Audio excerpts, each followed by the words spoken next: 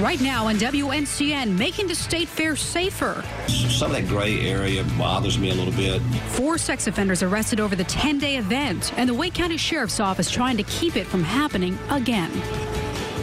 Today we learned about a 4th case of a sex offender at the State Fair. Good evening, I'm Sharon Tazwell. And I'm Sean Maroney. Thanks for joining us. The 2015 State Fair is over, but that doesn't mean the Sheriff's Office isn't looking forward to 2016 and to making sure next year's event is even safer for families. Within the past 24 hours, WNCN has uncovered 2 more sex offenders being arrested on the fairgrounds. And this all started last week when deputies arrested one man for posing as a ride inspector. We then learned about a 2nd case, a registered sex offender flying a drone over the fairgrounds. WNCN's Steve Sprazia following every development in these cases. And he joins us live from the fairgrounds. And Steve, the Sheriff's Office is looking to clear some confusion in all of this.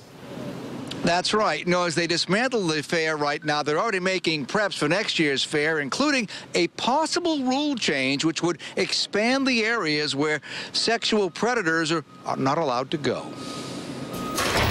When Bobby Joe Snyder was picked up on the fairgrounds, he was the 4th sex offender to be nabbed in close proximity to children. Well, the 4 that we arrested total was up near Kittyland. But Kittyland rides aren't the only place that children congregate.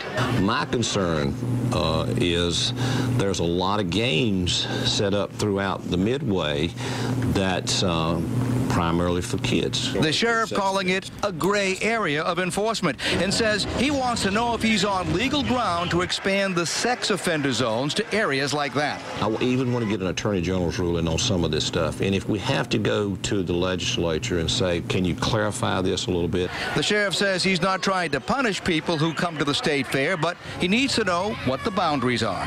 I don't want that gray area where this person was not supposed to be there and it was gray and I let him in or we let him in and didn't charge him and then something was to happen. Who's going to get blamed? Me. By the way, the sheriff's not just trying to keep the public safe from predators who come to the fair as patrons, but also, he says, they're doing a lot by pulling background checks on almost every ride operator and almost everyone who hosts a game to make sure that there are no predator employees working here either. Reporting live, I'm Steve Sprazia, WNCN News. After